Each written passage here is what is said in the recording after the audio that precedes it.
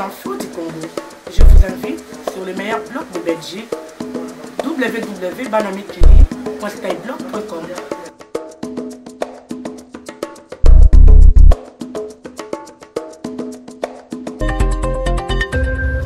Avant la CAN, la presse africaine avec Frédéric Couteau. Bonjour Frédéric. Bonjour Nicolas, bonjour à tous. À la une, un lundi noir à Kinshasa. Journée d'affrontement hier dans la capitale congolaise. On compte plusieurs morts, dont des étudiants et des policiers. L'appel à manifester lancé par l'opposition contre la révision constitutionnelle s'est mué en insurrection populaire.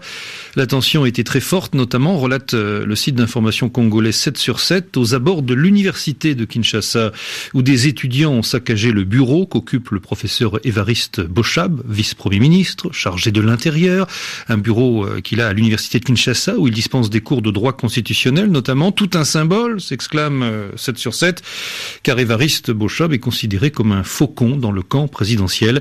Farouche partisan de la révision constitutionnelle, Boshab est à la base du projet de loi électoral en cours d'examen au Parlement qui divise justement la classe politique. Autre cible, rapporte encore 7/7, l'artiste musicien Koffi Olomide. Les manifestants ont saccagé et pillé son hôtel situé dans la commune de Kalamou. Selon des témoins trouvés sur place, la colère des manifestants contre l'immeuble de celui qui aime à se faire appeler Grand Mopao, grand patron, a été motivée par la chanson qu'il avait composée et interprétée pour le chef de l'État, Joseph Kabila, lors de sa campagne électorale de 2011. Pour le site d'opposition Congo Times, c'est clair, Joseph Kabila a trahi les Congolais. Plutôt que de remettre le pays sur la voie du pluralisme politique et de l'alternance pacifique, la coalition politique au pouvoir ne trouve rien de mieux à faire aujourd'hui que de nous faire revivre les années Mobutu et LD Kabila de triste mémoire. Ensemble, avec de nouveaux jeunes loups, ils n'ont pour seule ambition aujourd'hui que de rester au pouvoir, s'exclame encore Congo Times, quel qu'en soit le prix pour la RDC martyrisée, et de bien soigner leurs poches. Et dans la presse ouest-africaine, l'émotion est vive. La répression de la manifestation d'hier signifie que le pouvoir congolais fait dans l'entêtement et la bêtise, s'exclame ainsi le site d'information Guinée-Conakry Info.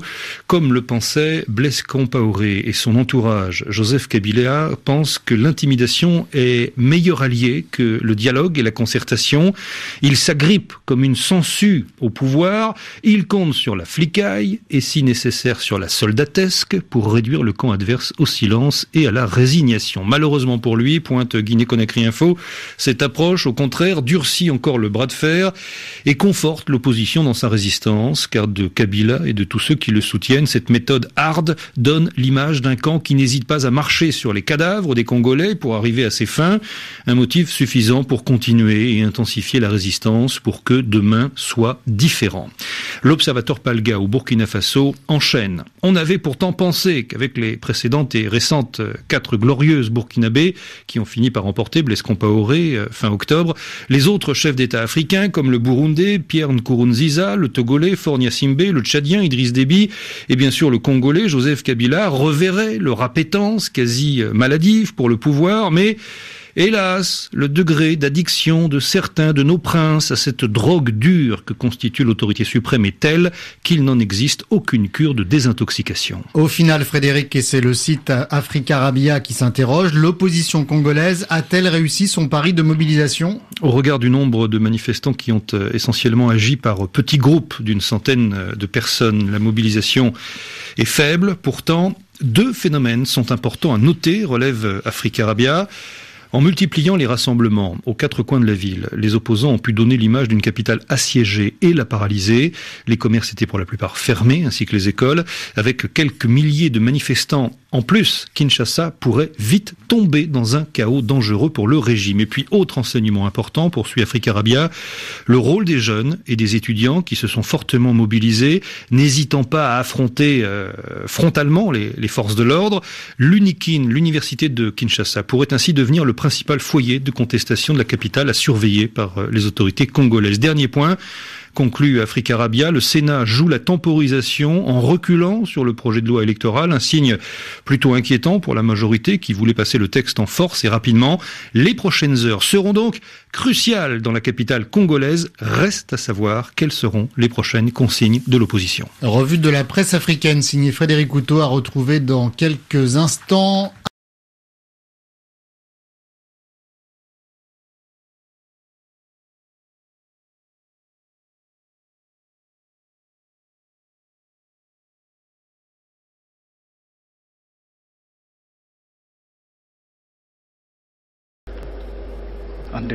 Ce qu'ils nous ont dit en 2006. Le pays sera détruit. C'était la même chose. Il n'y aura plus rien. 2011, il y aura la guerre partout. Il faut évacuer tout le monde. Et il n'y avait rien du tout. Ils sont en train de faire une loi pour que Kabila reste au pouvoir éternellement. Au mépris des lois. Et nous le levons comme un seul homme. Tout individu qui reste au pouvoir, pas de mot dilatoire, il faut lutter contre ça. Et voilà ce que j'ai fait. Les menus. Le peuple congolais est fatigué, totalement fatigué, jusqu'à la moelle épinière. Ce président, il faut qu'il parte et il partira. Ce président, il faut qu'il parte et il partira. eza ntango ya kolela lisusu te ekomi ntango ya kopapa epe kopapa kopengana binemi oyo batelemi na tete ya mboka na biso kopapa bakende Jano Kabuya to papa